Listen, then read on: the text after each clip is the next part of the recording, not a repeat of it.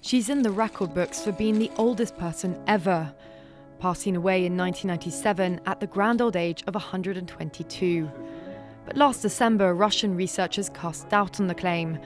They said Jeanne Calment's daughter Yvonne had taken her mother's identity when she died in 1934, so as to avoid paying inheritance tax.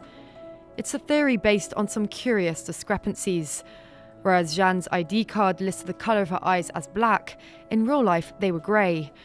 The shape of her ears appeared to change over her life, and some of her memories don't quite stack up. When Jeanne spoke of meeting Van Gogh in 1988, she said it was her husband who introduced them. My husband said, "Mr. Van Gogh, I present to you my wife." He looked me up and down. I was completely speechless, so I turned and ran away. That's all I saw of him. Except that at the time of the meeting, Jeanne couldn't have been older than 14. The Russians concluded that the world's oldest supercentenarian must have been a fraud.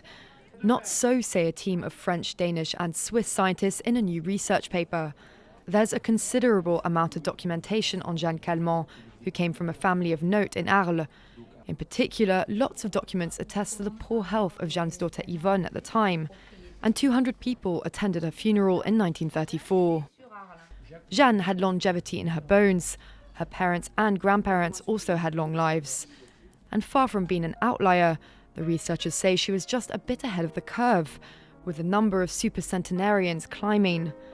Exhuming both mother and daughter's bodies for a DNA test could settle the matter once and for all.